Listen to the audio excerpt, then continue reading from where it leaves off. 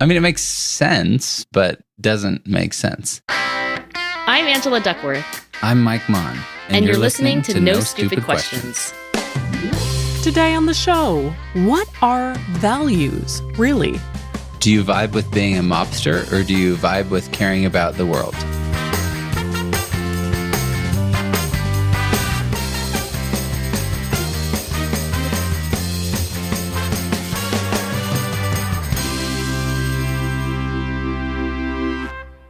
Mike, we have a question from someone named Matt Farmer. Well, hello, Matt Farmer. And he writes, one aspect of psychology that comes up frequently in your episodes, but which I almost never hear defined directly, is values. What even are values in the first place? Where do they come from? How are they different from attitudes or personality traits? These seem like big and important questions. Interesting. This question is actually, I think, a big and important one. I've at least devoted 10%, maybe about that, of my teaching to the science of values, because when you talk about grit, the question of values, I think is like pretty much front and center. But since you, Mike, unlike me, have actually worked in the real world. Oh, I thought you were going to say, since you, unlike me, have no values. No, then I would say, well. I'm kidding. No values jokes, very serious. No, but I actually do wonder about this perennial question. I remember talking to Erica James about this. She's the dean of the Wharton School of Business, and she is therefore, in some ways, my boss. And Erica said something that surprised me. She was just like, I don't really respect and admire much the practice of naming your core values and putting it on the wall of your team room or your company or the back of your sweatshirt or whatever, because I have seen over and over again the hypocrisy, like the obvious yawning gap between what people say are their values and anything that they do in their own lives. So I wonder how you feel about that, because you're living this, I guess, more than I am. I'm just an academic. So when Erica James is talking about her maybe suspicion of values, I think it's the misalignment, it sounds like, between what you do and what you say you will do. Right. We did take time at Qualtrics to define our values, and part of it's acknowledging who you already are. I think everyone will remember there was a brief period of time where McDonald started selling salads and like advocating that they sold salads, and everyone was like, guys. Remember they had it in, because, people eat in their cars all the time. Do you remember the salads that came in like a drinking cup? No. I think it was just so it would fit in the cup holder. I mean, it makes sense, but doesn't make sense. This was a brief experiment. But yes, I do remember when McDonald's kind of leaned more healthy. Right, which again, like, do whatever, but that's not why people go to McDonald's, I would say. That's not why people are going to McDonald's. And so part of it was like, how do we capture the best of who we are? You want it to be aspirational, but also acknowledge like this is the group and you can't pretend to be something you're completely not. Then there's just massive misalignment between who you are and what your values say. So we ultimately came up with what we call tacos. Transparency. Oh, wait, I know this one. I can't tell you what every letter in the acronym means, but correct me if I'm wrong.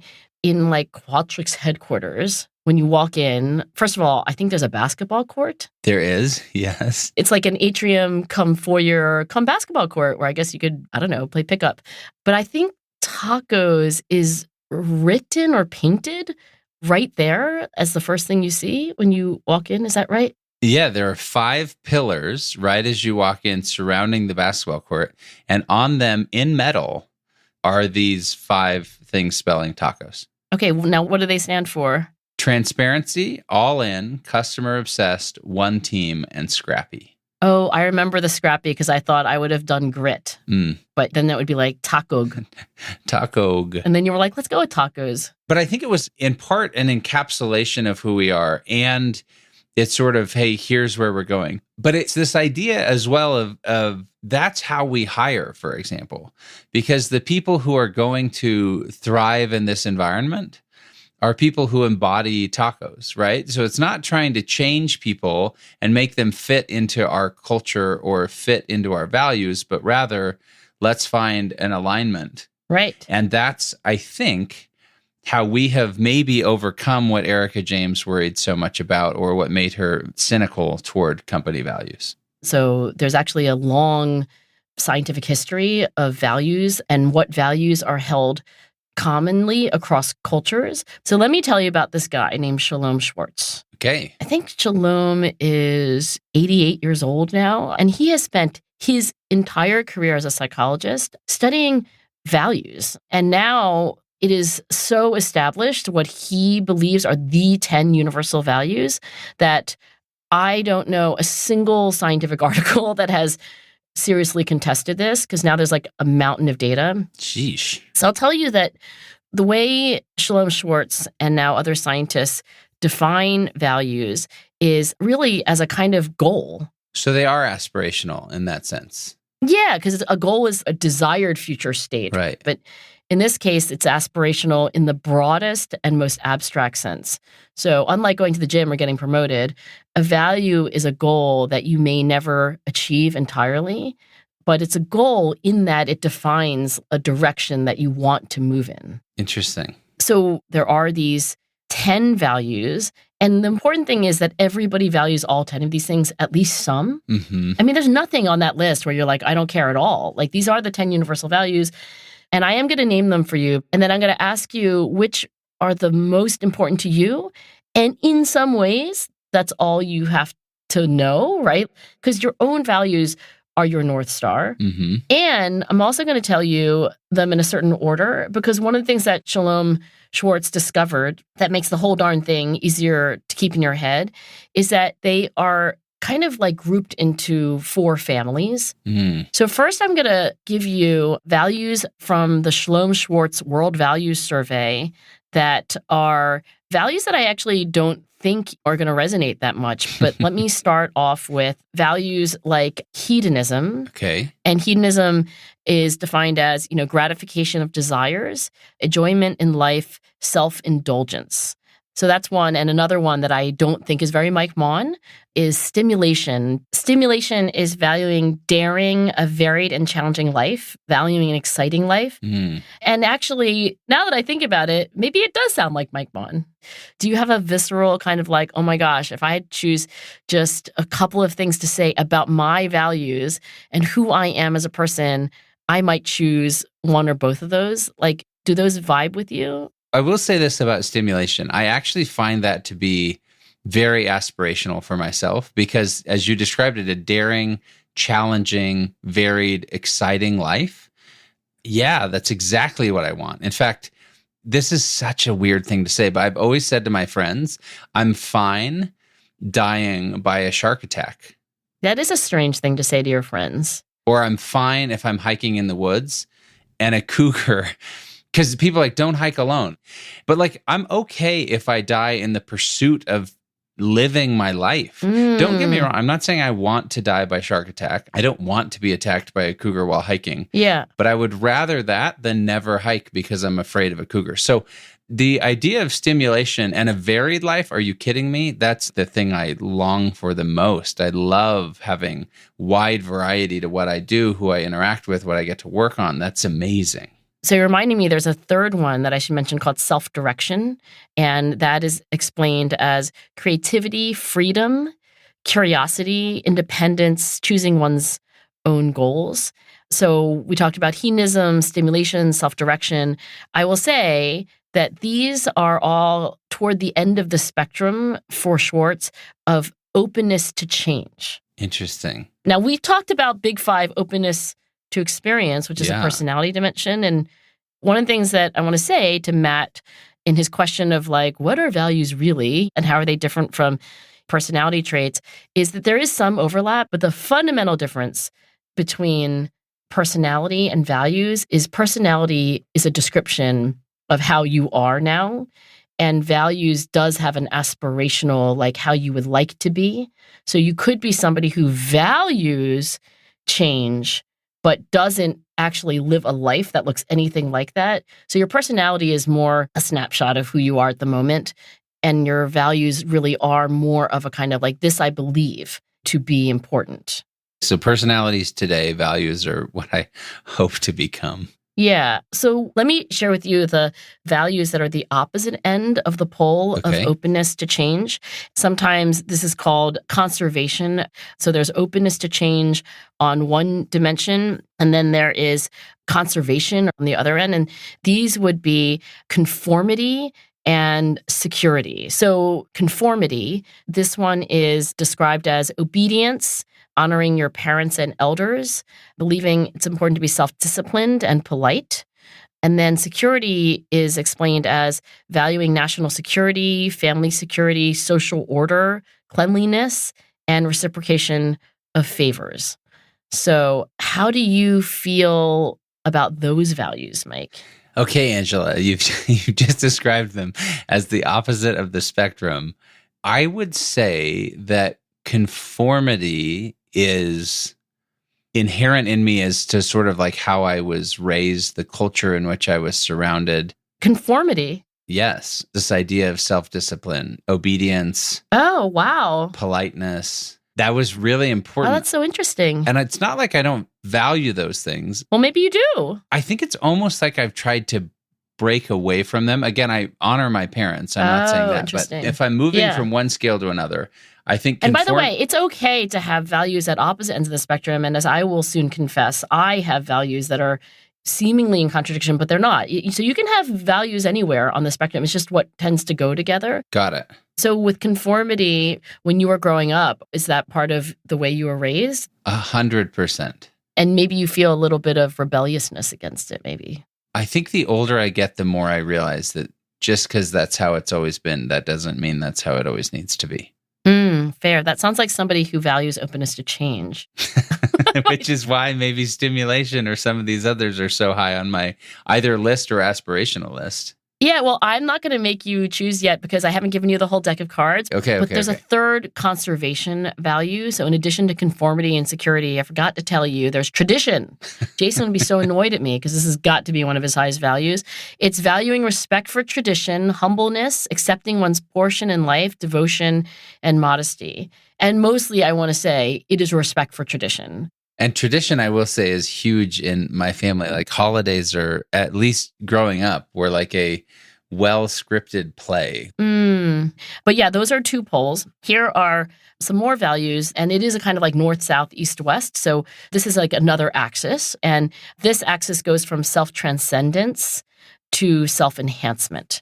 And let me unpack that a little bit by giving you some self-transcendent values, and you can tell me how much they vibe with you. So there is benevolence, and that is described as valuing helpfulness, honesty, forgiveness, loyalty, and responsibility. And then there's universalism, which is closely related, but it's different enough to have its own name. So universalism is valuing broad-mindedness, beauty of nature and arts, social justice, a world at peace, equality, wisdom, unity with nature, and environmental protection. There's a lot in universalism. Sounds universal. And I'll just say that when I teach this to my own students, I say, look, benevolence is more about how you feel about your close friends and family. So somebody like Don Corleone, right, the head of the mafia in The Godfather, he would value benevolence, even though he was like a gangster, because for his close others, he would do anything. And universalism is more like, I believe in a just world. I believe in all children having enough to eat. It's a much more global, universal value set. So how do you vibe with these? That's such a great setup. Do you vibe with being a mobster, or do you vibe with caring about the world?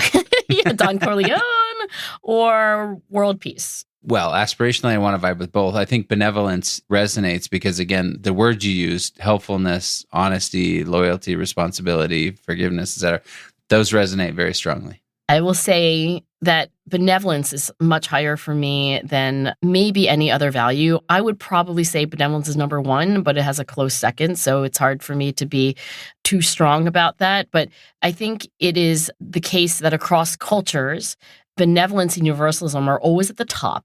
So those are self-transcendent because they are not about you. Right. Now, here are the self-enhancing ones.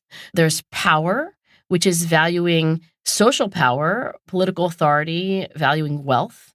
And then there's achievement, which is valuing success, capability, ambition, influence on people and events, which sounds a little bit like power. But achievement is really accomplishing things and valuing that. I mean, no surprise, in addition to benevolence, achievement is really high for me. Mm-hmm. And the reason I say it's okay to be embracing values at like different ends of a spectrum is that in individuals, including me, you can find people who have values that aren't on the same end of the spectrum. In general, there are these correlations, but it doesn't mean that every single person has to have values that are all clustered together. Got it.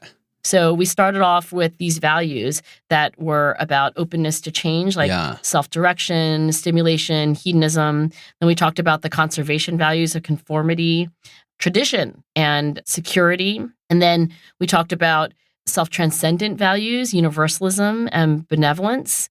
And then the self-enhancing values of power and achievement.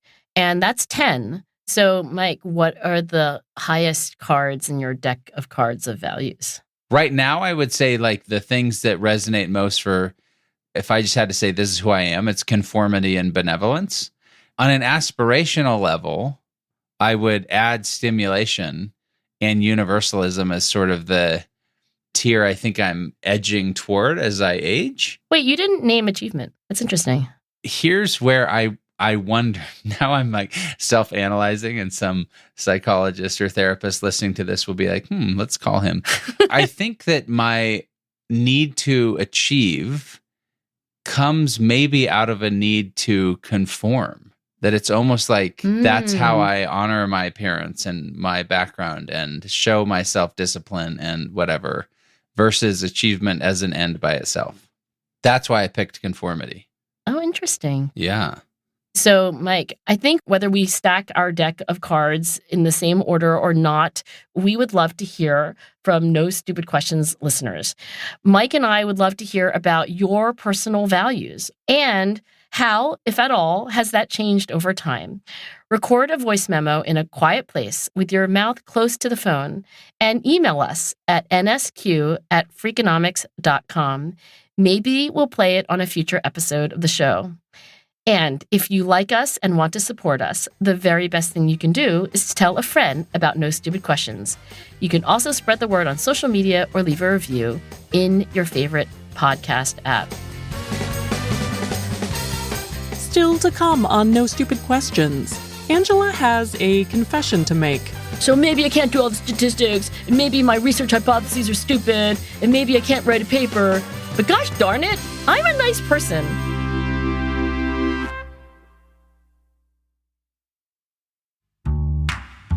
Now, back to Mike and Angela's conversation about values. So, Mike, when Matt Farmer asks, like, where do they come from? I will say, Matt, nobody knows. Honestly, there's so much research on values and which countries rank higher in this value, like men's values, women's values, values across the lifespan, how stable are your values. But I don't think anybody really knows where they come from. But I will say, Mike, that when you think about your childhood and, your family, because that's where we go to when we think about values, right? I can only speculate that absolutely who our mother was, who our father was, and how we were raised, I can only imagine that that has an enormous influence on the order of the cards in the deck, either because you want the same values as your parents or because you're rebelling and you're going in the opposite direction. Sure. But when I think of my values, the value of benevolence, I am my mother's daughter. Mm-hmm. I was raised by the most generous woman in the world.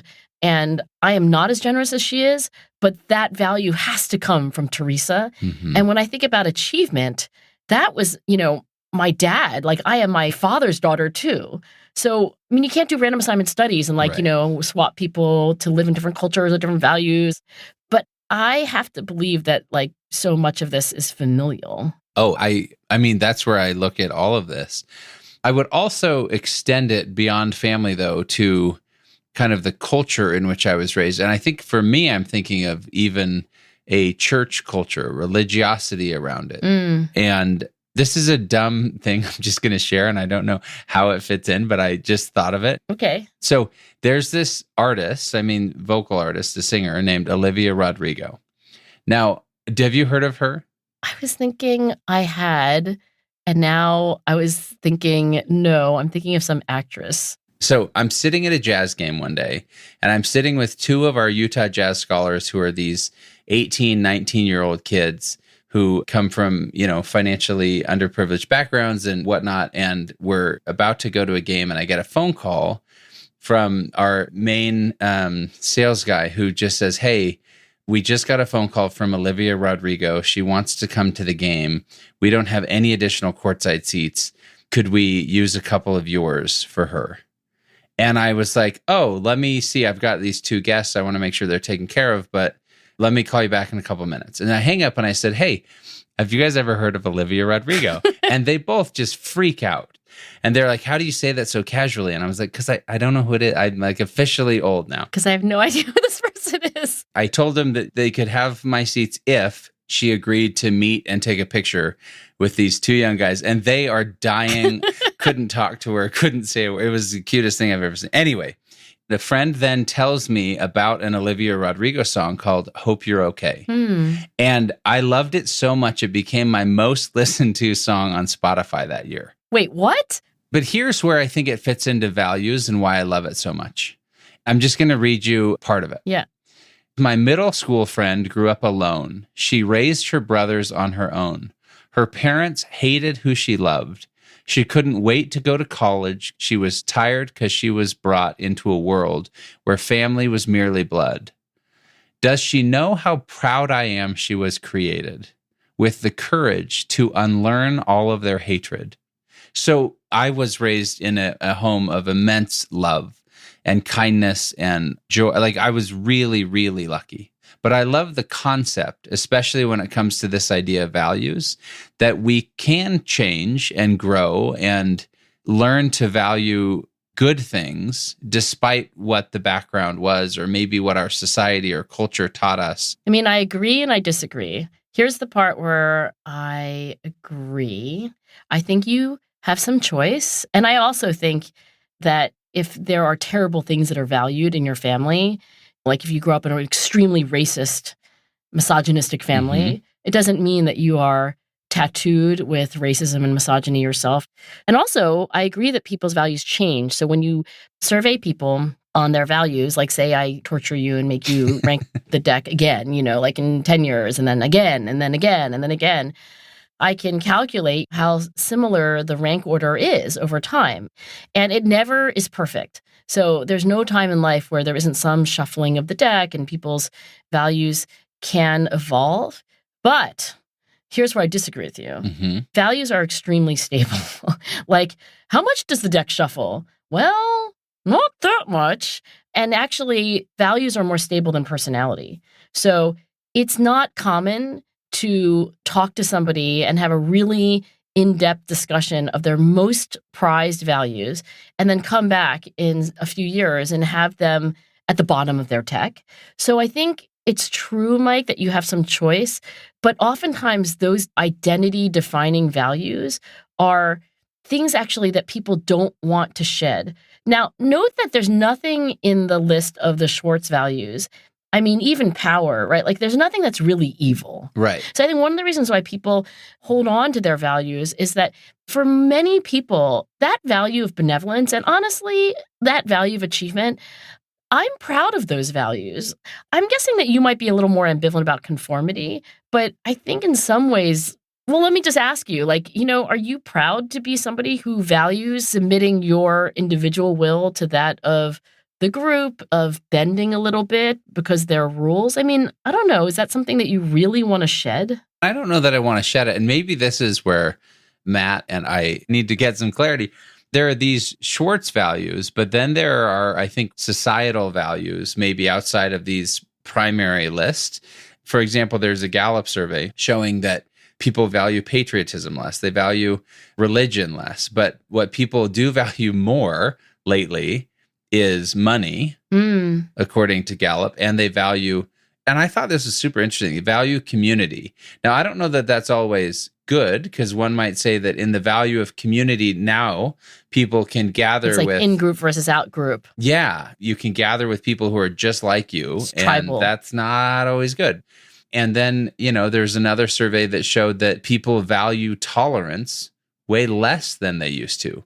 80% of Americans deemed tolerance as an important value 4 years ago. That's fallen to 58%. So those don't fit within Schwartz's categorization, which are maybe more stable, but these things change. The idea of a universal classification of values is that there would be a way to figure out which of these is really security and which of these is really self-direction. And one of the provocative theories when you talk about how are we as a culture changing is that in times of need, times of war, or times of famine, there is this theory that inclines you to be more conservative.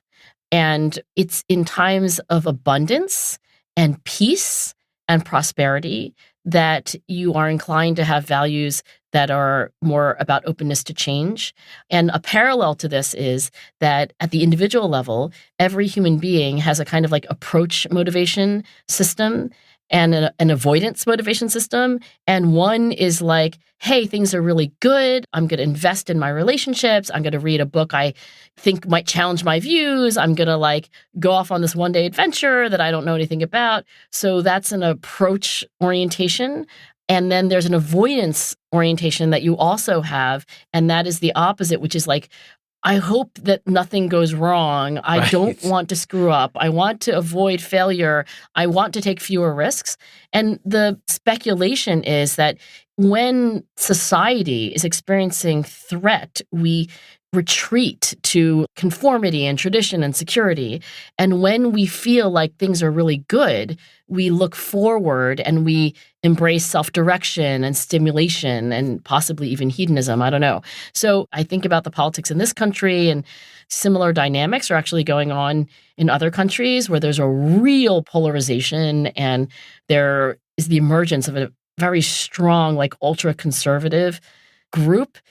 It goes with this theory, right? That maybe those people are feeling threatened. Which I think is interesting because as you're describing it, though, I look at the idea of conformity as my avoidance motivation, and I look at my draw towards stimulation as my approach motivation. But let me give you an example of where conformity may be applied negatively in my life. Okay. So when I'm 16 years old, our home catches fire for the second time. Same house catches fire. Right. The entire neighborhood and every fire truck, it feels, are there as the Maughan home is flames leaping from the ceiling. The next day, we have to go move in with my grandparents, and we're there. But then my aunt and uncle who live in Washington, D.C. come into town, and they're also staying at my grandparents' house. And I happen to walk into the kitchen, and I overhear my uncle and my grandmother talking. And my uncle says something like, well, where do you want us to go, Mom? And my grandma says something like, well, I don't want to have to choose between my grandchildren. And it hits me that they're talking about me. And while I think there's plenty of room in the basement for all of us, apparently there's some disagreement. And so out of a desire to be obedient or polite or just not get in the way, I walk into the kitchen and I say, oh, by the way, I'm moving out today. I'm going to be staying with some friends while my aunt and uncle from Maryland are here.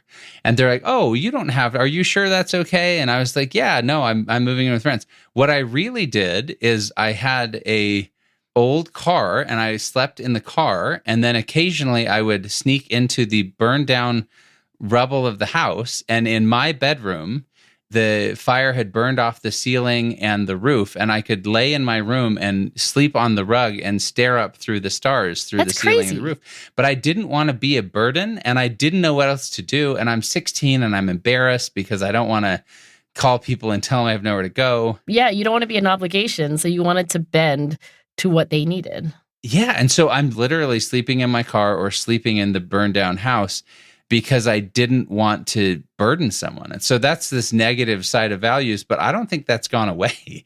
I think I still sometimes over-index. So to your point, maybe it doesn't change as much as we hope.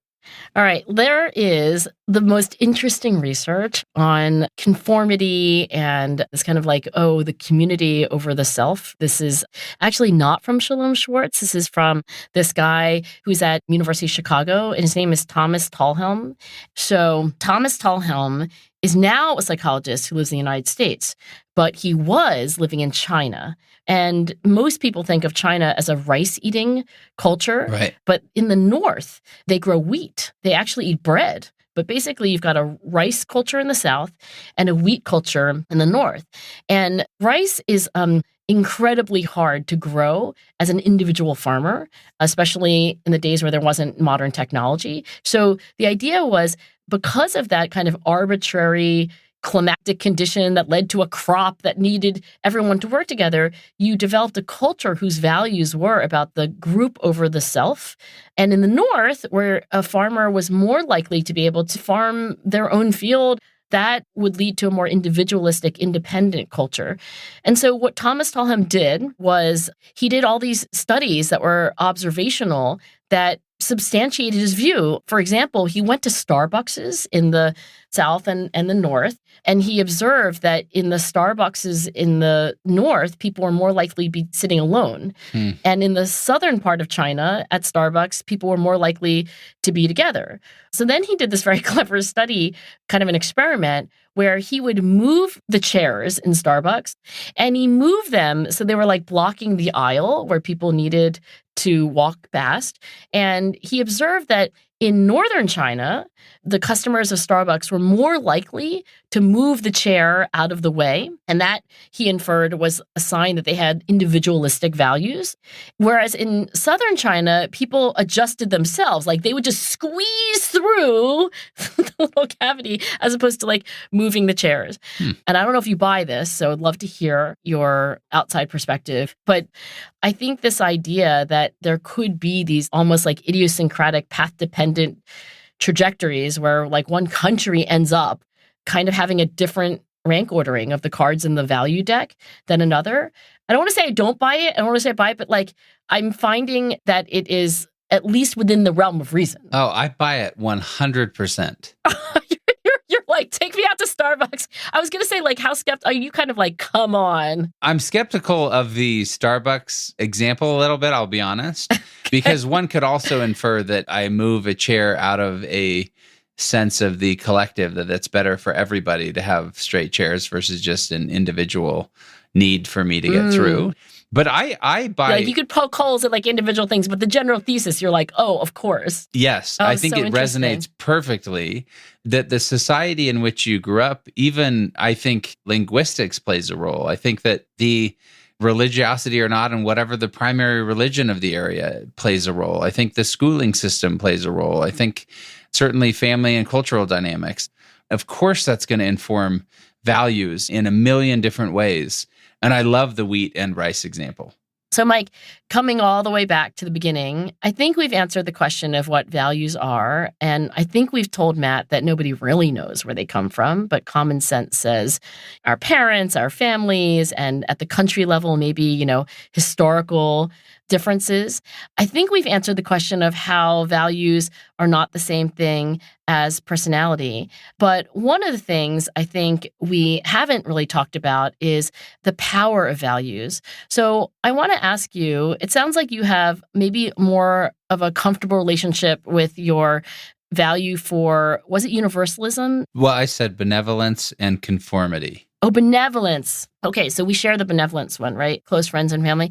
So do you ever think about that? Like I made you think about like how you would order the cards in your value deck, but do you ever think about how important it is to you to be a helpful person, et cetera? Absolutely. I mean, I am not in the terms of benevolence, but I think all the time about the importance of being kind, of being helpful to other people. All right, well, I'll tell you, and it's almost a confession. It's almost a kind of like, I don't know, I sound crazy, but I'll tell you when I think about being nice. Sometimes I think about it when I'm really stressed.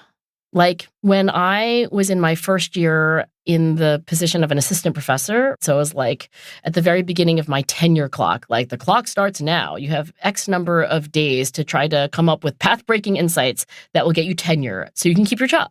Otherwise, we will fire you. And it was really stressful because like just at that time, when the tenure clock started, it seemed like none of my studies were working out. When I was in graduate school, everything was great. And then suddenly, when it really mattered, everything was coming up a failure. I would be walking home from the commuter station because I had to take this little train in from the suburbs to Philadelphia. And I got to tell you that on the way home, it would be usually after a day of like null results, frustration, et cetera. And I would think to myself, and I would even say to myself under my breath, I am a nice person. Oh. I am a nice person. I thought you were going to say you thought about like, I need to go serve somebody. I need to go drop off cookies. No. This is why it's a confession. It wasn't like, I want to be a nice person. It's important. I was just affirming that I had that value. And I know we talked about values being aspirational, but in that moment, I was doing something that scientists call values affirmation, which is taking an important personal value and kind of declaring it and owning it and thinking about all the ways in which you already embody it. And for years, I never told anybody about this because it sounds like a crazy person. Like, oh, you would walk home and mutter under your breath, I'm a nice person, I'm a nice person. But I will tell you that what I now think I was doing was I was shoring up my broken ego. I was like, so maybe I can't do all the statistics, and maybe my research hypotheses are stupid, and maybe I can't write a paper, but gosh darn it, I'm a nice person. And that is actually what a lot of scientists believe to be true, that in times of ego threat, we affirm our values spontaneously. And in fact, Mike Maughan, when you look at the random assignment research, because you can assign people to think about their values and you can assign people to write about their top value for 15 minutes, what you find is that people actually are, in a way, restored by it. Like they feel more confident and they're less defensive and they're more likely to take risks and challenges and so forth. So I just asked you how skeptical you might be of rice versus wheat culture theory. And you were like, oh, I'm in 100%. Like, how skeptical or not are you of values affirmation? Look, I'm going to go all in on this one too. I think that I'm probably not going to mutter to myself along the street, but I do love the idea of taking 15 minutes to write, to explore. I think anytime you do that though, whether it's this or anything else, it clarifies your thinking. It allows you to put into words what you're feeling. And I think that helps crystallize in every way who we are. Well, let me say this, Mike Maughan. Mike is a nice person. Mike is a nice person. Mike is a nice person. Coming up after the break, a fact check of today's episode and stories from our NSQ listeners. The only company that he had was a cat and a radio.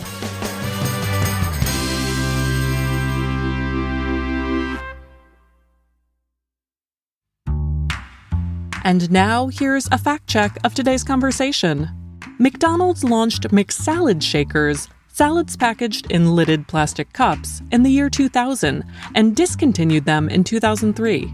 McDonald's USA continued to sell salads in bowls until 2020, when the company removed them from menus entirely. McDonald's USA president Joe Erlinger said, quote, "What our experience has proven is that's not what the customer is looking for from McDonald's. However, many McDonald's franchises in other countries continue to offer salads." Also, Angela refers to psychologist Shalom Schwartz's survey as the Shalom Schwartz World Values Survey. It's just Schwartz's Value Survey.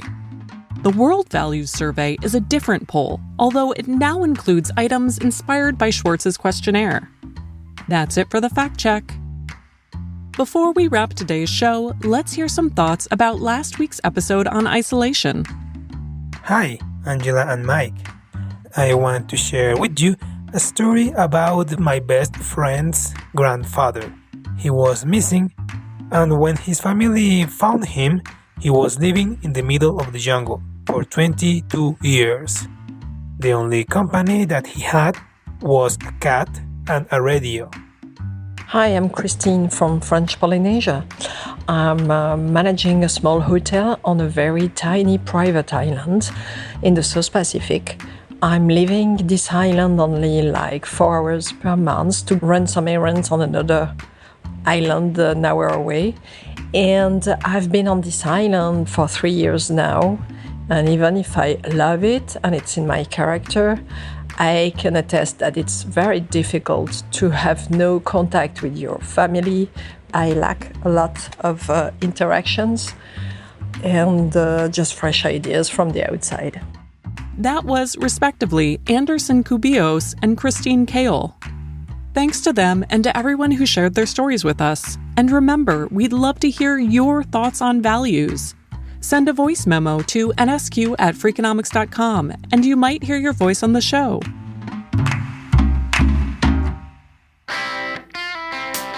Coming up next week on No Stupid Questions, why is it so hard for people to let go of power? Howard Schultz has gone back as CEO of Starbucks 3 different times now.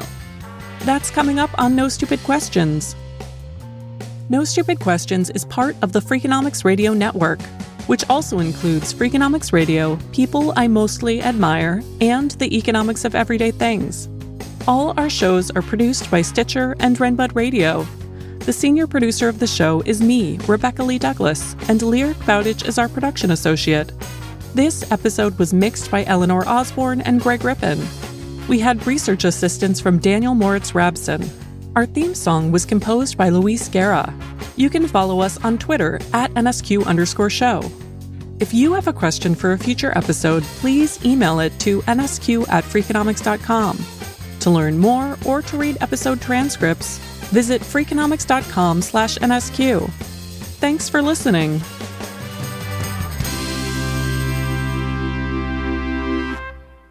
Seriously, I was like the shrimpiest, least athletic kid.